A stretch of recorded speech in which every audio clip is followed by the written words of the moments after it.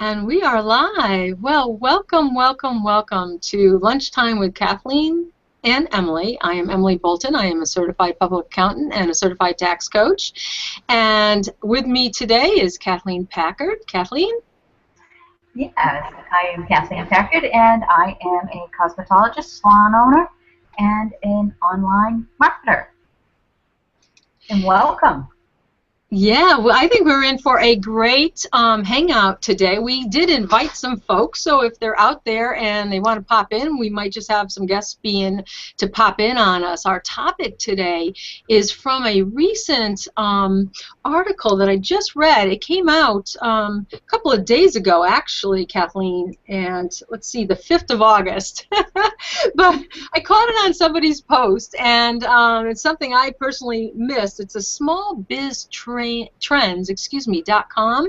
and they have the small business trends section that they do. And the article, I'm going to just kind of read the top off, so I apologize if I keep looking away on you. A survey that was done by, let's see, it was the University Phoenix School of Business, so one of those online schools. And it is entitled Survey, Half of Working U.S. Adults either own or a business or want to own a business. And I was really, really intrigued by that topic.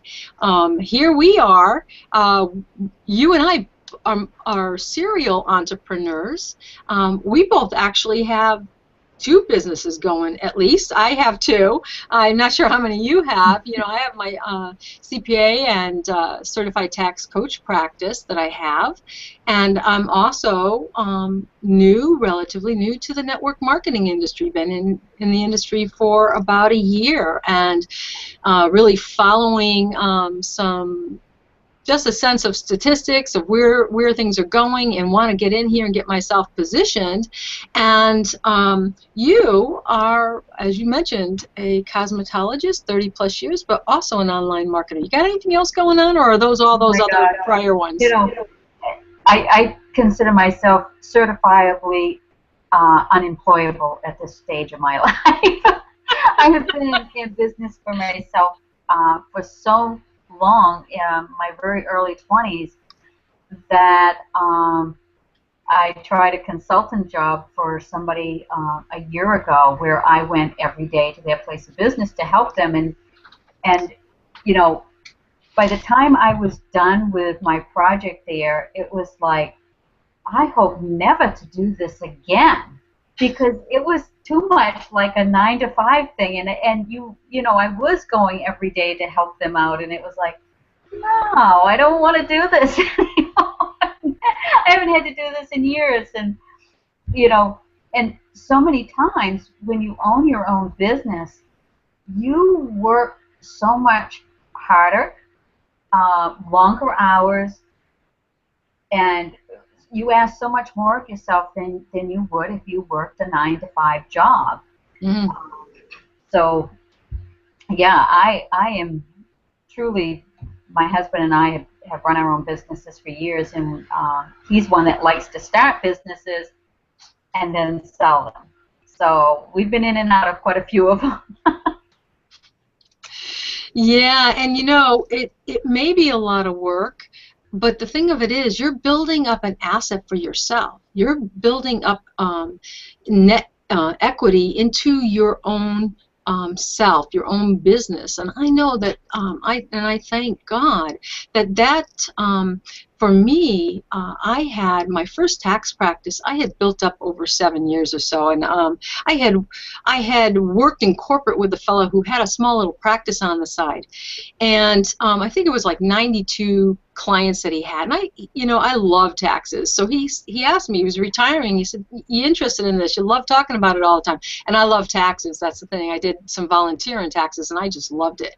So I had the opportunity to purchase from him this tiny, teeny, weeny little tax practice, and I really grew it into hundreds and hundreds of clients, and I had a couple of employees, and I had a major suite on the side of my house. And yeah, sure, I worked a lot of hours and I put a lot into it, but the thing of it is, when my husband passed away and I decided, I just really couldn't work anymore. You know, I had to stay home and take care of those little kids. That I had a tremendous value in that practice. And another CPA stepped in and wanted to buy, not only hire my secretary, but also to buy my practice. And that allowed me to stay home for 3 years. So yeah, sure, you put a lot of time into it, but you're actually building up an asset for yourself that's going to bode well for you in your future. Oh, you bet. And if you have done it correctly, you've got something to put on the market. Lots of times, especially, sorry about my dog. Real life, Okay. real life. As you know, we are pet friendly here. You know, if my white cat hears your dog barking, we might just be seeing a pet cat around here. So I've got to go back now and figure out where my train of thought was. Yeah, sorry about that. Yeah, well, we were talking about the value and the assets that we can build up, and I think that you know, I'm not exactly sure what's driving those survey results. They didn't really give reasons why people are interested. I'm going to just kind of read just a top. It said half of the working adults in the U.S. either own or want to own their own business. And it said, of those Americans who work but don't already own a business, 39% would like to do so someday.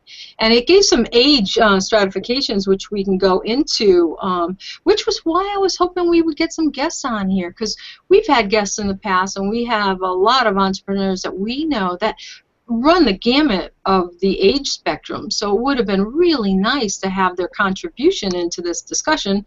But hey, I think the two of us can handle it just fine. We could talk all. Oh yeah, and We can handle I this. think that it is true that a lot of people do, but I don't know that they have. You know, a lot of people start as a hobby. They've got something they really enjoy doing, and then they think, well, and somebody says, well, why don't you take and do that as a business? Well, they love the hobby. They love the creative part of what they do, but they don't have the background as to how to do it as a business. They don't, so many don't want, they haven't worked with banks or financial institutions as to know how to leverage themselves when, you know, in a startup business, if it's especially if it's a brick and mortar business, you know, that type. If it's an online business, I mean, my goodness, that's almost like a no-brainer. You can get into online businesses for way under $1,000 and lots of times under $500. So that's a whole different ball game for people. The process there is for them to find something that they connect with, something that they have some kind of a knowledge background or a love for, or maybe they do their research and find out that it's something they're truly interested in and didn't even know that they had an interest in until it comes available to them. So now it's so much easier with the way that with online businesses than it is for those that were trying to start brick and mortar. So I think you're going to see an uprising in people that do work from home and are running their own businesses. Yeah, you made so many good points there. Where to begin? Kind of in sticking with the article and kind of touching on what you had to say, there was a quote in there, and I'll read that quote because it really confirms what you said. Let me see if I can find it. In the article, it read that the official release announcing the results of the survey by a Michael Beavis, a director of the academic affairs of the University of Phoenix and a member of the faculty. So he is quoted as saying, "Starting your own business can be an exciting and fulfilling pursuit, but requires significant planning, resources, and business knowledge. Many potential entrepreneurs have great ideas and a strong understanding of specific industries, but often do not have the business background to turn concepts into profitable ventures." And quite what you're saying, and when you were speaking, I was thinking of this book, The E-Myth, Revisited by Michael Gerber. I think, can you see that, or is it backwards? Yep, yep, nope, can see it. Um, and and I think that that's really important. And as a CPA and a business coach, I often do get clients or prospects that come in and are interested in a business and starting one up. And so, of course, you don't want to start something that you can't finish. You don't want to build something if you don't have all the monies and the talent and the resources to get it up and going properly.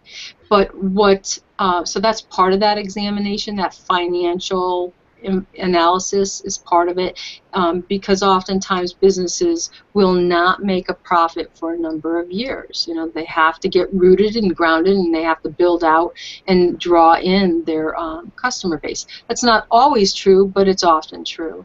And but one of the things that is so good in Michael Gerber's book is that you often get those technicians who've got the good idea, who know the industry, but just are not prepared, as you say, for all the other attributes of owning a business, like being the accountant, being the bookkeeper, having to worry about the taxes, or having to worry about the marketing, or all of the myriad, particularly a brick and mortar, because there's just so much that goes into the operation.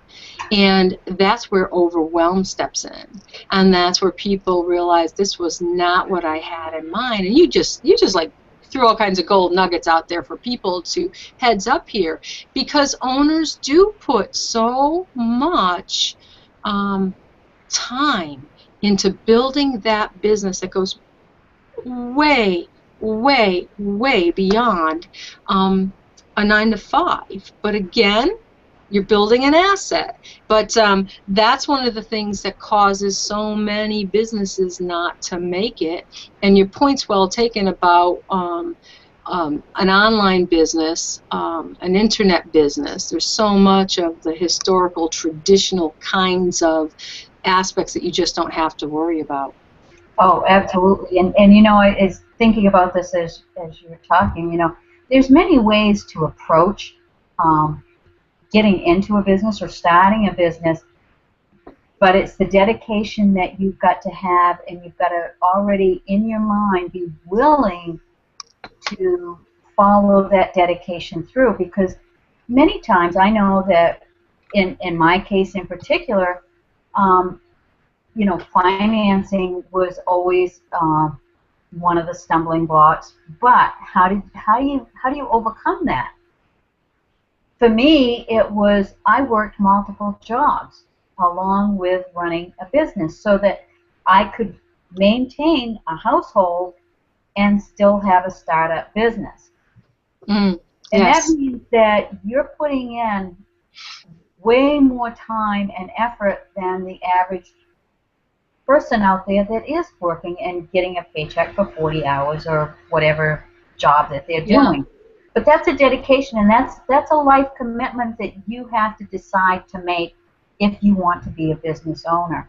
And likewise, that's brick and mortar. That's how we did all of our brick and mortars, because we didn't, financing, you could get that to a certain degree, but then you really had to work hard to fulfill the other end of it. Online, you still have that, even though your startup cost is minimal compared to, you still have to have that same dedication. You still have, most likely, most people still have to work their regular job and then find those hours. And, as they always say, we all have the same 24 hours in a day. It's our choice as to what we do with that time that we have. And what are you going to give up in order to make this business work for you? Where are you going to chisel that time out? Perhaps it's, an hour less sleep on an end of the day, or an hour less TV, or, where are you going to chisel your time out? that's a decision that you have to make, and you have to know that while you're learning and while you're building a business, that there is going to be added additional dedicated time. Yeah, and one of the beautiful things about that, though, as these statistics say, people want their own business. People want that. So a good portion of that extra, if you want to call it work, and it is work, there's a lot of joy to it. There's a lot of gratification.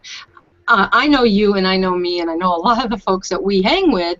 We're lifetime learners, and there's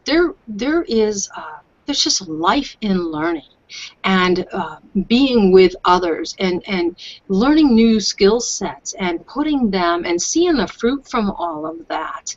And, hey, look at us doing the Hangouts. I mean, we haven't gotten it down. We know that. But this is new.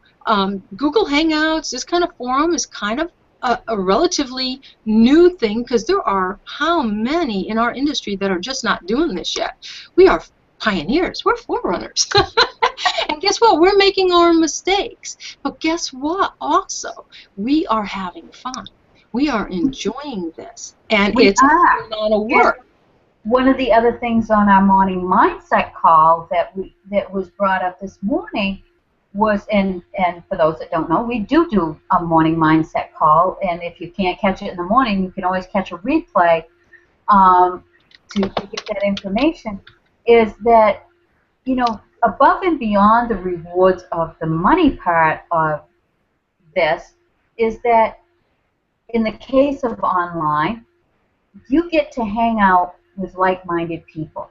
Not just online, but when you go to events, you're going to be with those like-minded people.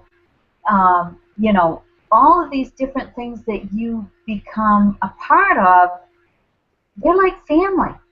Oh, you, yeah. You don't go and hang out with a group of strangers because you already have so much in common. You already have so many things that you have to share with one another. Yeah, definitely. Yes. I mean, you go to work on a 9 to 5. You may have somebody that jives with you, but a lot of the time you don't. No, and because we're in the trenches. The network marketing industry takes a lot of hits on occasion. There's a lot that goes on with the whole psychology, and so being in a group that is persevering and having success at it, so there's the truth, there's the proof in the pudding, so to speak, that as we hone our skills, as we step out in action, as we really kind of build that platform, there's rewards. And being edified, and if anyone questions that, go out to either one of our walls and just see some of the fun we had while we were out in Utah just last weekend or the weekend before. And, we have that, and that community is very good. So that's the beauty, I think, with ownership. And I'll go kind of thinking offline for a bit here, Kathleen, because this article is not just about folks online, although I think that that's where we're going to a huge extent going forward, but offline even as well. Having a small business and having that ownership, you come into networks, either business-to-business network or through your employees or through family members, and you're getting that, hopefully you're getting the edification. I did when I had my practice. I had it with my peers, so going out to professional training and going out to networking opportunities in my peer group. So it's so important, I think, for anyone who is looking to go into business for themselves to find a support group. Hopefully they have that support from their family, but to get it through networks, to get it through professional organizations, to go to the conventions and the events that may be relative to their industry, and really just the value is truly priceless.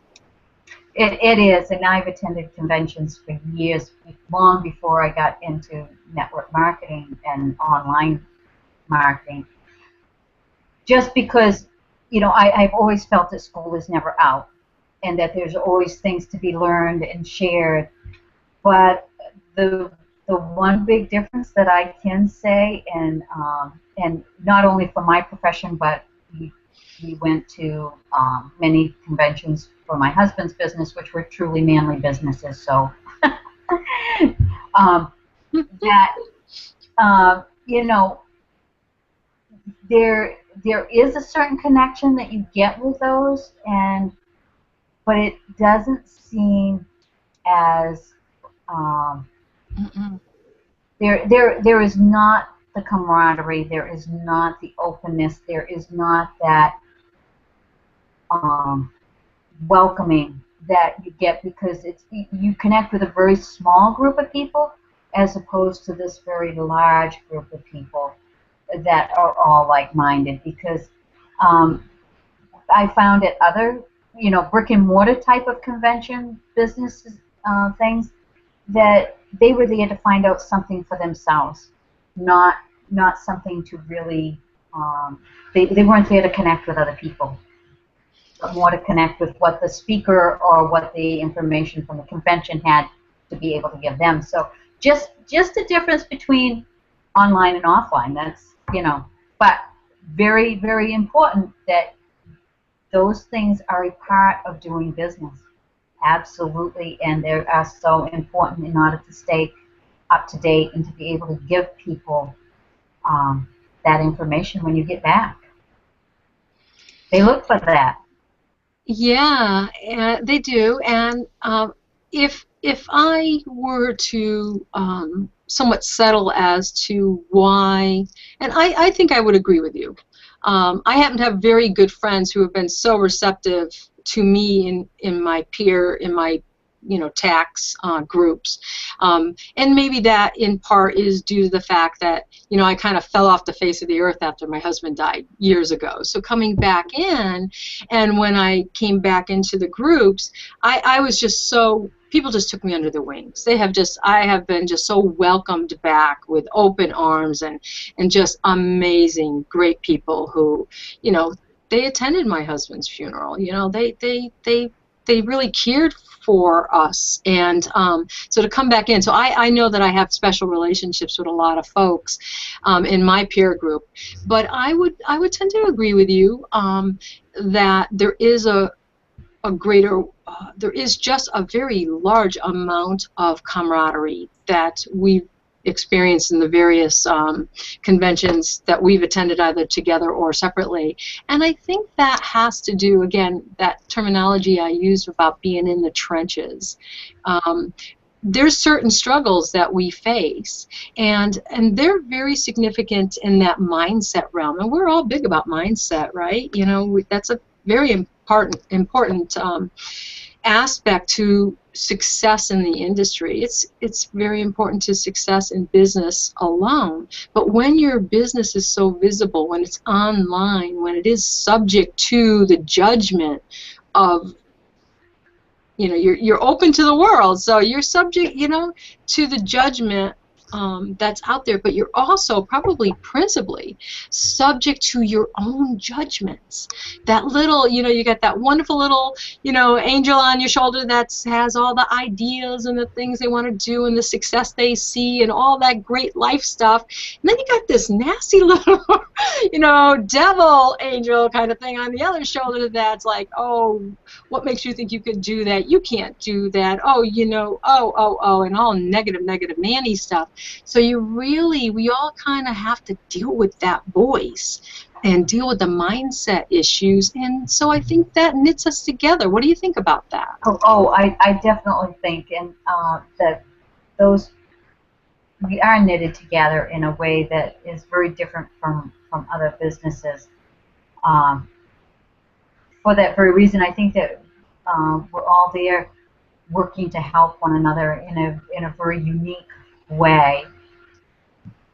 And because it is called networking. The whole thing with networking is to find out about your peers. What are they doing? Because you are going to encounter people in your day-to-day things that perhaps you don't have what is best for them. But you've got a friend over here that has exactly what they need or what they are looking for. Your job as a networker is to share that information and to hook that person up. You become a connector. Oh, yeah. And so, you know, don't worry about the fact that that person's not going to join you. They weren't going to join you anyway. You're better off to help them, to give them a place that serves them. If something doesn't happen, who do you think they're going to come back to first? The person that took the best care of them, that really had their best interest at heart. That's what true networking is, in my book. Yes, and you know, Kathleen, because we're going to need to wrap up here in just a bit. One last thing that I really had wanted to say relative to the statistics that were mentioned in there and the sheer number of people that really do want to own their own business at some point in time, and how even at the older ages, those numbers were fairly high. But it made me recollect a conversation that we had, and it was relative to Eric Worre, the GoPro network marketer, had done an interview with Harry Dent. He is a demographic economist, and he really watches the demographics, and he can and has predicted some very significant events, economic events, based on what we know about demographics. And so he was interviewing with Eric Worre, and essentially was saying that the upcoming significant economic downturn that he sees coming up in the next years and really lasting what he perceives to be a lifetime. And I know you don't like to go thinking too much into all of this, so I'm with you on that. However, just to point out, and my point being this, as it relates to people who want to have their own business, who want to have a home-based business, statistically, according to his demographics, there's going to be a big push. There's going to be a big need, an economic need, to become your own business owner, to find your own industry. And his comment was that bodes very, very well for network marketing, because the last economic downturn that we had, what was referred to as the Great Recession, if you will, that, you know, when that crunch came, those real estate agents who, you know, when the real estate market kind of came down, where did they turn to? They turned to, you know, their salespeople. Where did they turn to? They turned online to network marketing. Salespeople, cars, salesmen, any kind of salesman or people in the industries who are going to be hit, retail, whatever that may be, are going to need to find employment. And if the employment opportunities are constrained, then they're going to be seeking their own businesses. And so that's going to really bode well. It's going to particularly bode well for online businesses, because as you have already really nicely pointed out at the very beginning, it's a low cost entry to get into the industry. And, you know, most people already have their computers. The training can be affordable. But you need to get in and get into the right one to get the right training and not be caught up here and there. And that's where we want to be, you know, right? We want to be on that front line. We want to be able to give people some of that guidance to how to proceed when they do come into the industry. Because, Kathleen, they are going to be coming. I posted not that long ago the job prospect, the global depression that's coming in the job market. I mean, Japan's being clobbered. So all of these baby boomers going into retirement without sufficient means to support themselves. They're going to be looking to create their own economies, and they're going to need to do it in a cost-effective manner. That will bring them online, and that does bode well for network marketing, affiliate marketing, and bring in their skill set to online where others like ourselves can tap in and joint venture with them. Oh, absolutely. Great points. Great Yeah. points. So we are out of time. Yep. I just don't know where the time goes. It would have been wonderful if we had some others join us, because it would have been great to get their whys, to get their stories, to really understand what it is that brought them online for business, made them want to become small businesses. Because I think people's stories, Kathleen, as you and I have talked all the time, people's stories matter. And their stories are going to touch the heart of somebody who needs that, right? Absolutely. So when I think of that, I just think, wow, we are in such a great place to want to and be able to bring business owners on, online marketers, online business folks who have brought their skills to the online world and are making it available for all of us to help us do our respective jobs easier. So I am so thrilled that we're launching this, and over time we're going to serve and have a great place in this little industry of helping people get matched up where they want to go. I'm really excited about that, Kathleen. Oh, absolutely. I love it every day. I just think that it's the best thing going. Yeah. Well, with that, we have to say goodbye, and thank you so much for joining us and watching our hangout today, and we look forward to serving you in the future. Take care. Have a great day. Peace be with you all.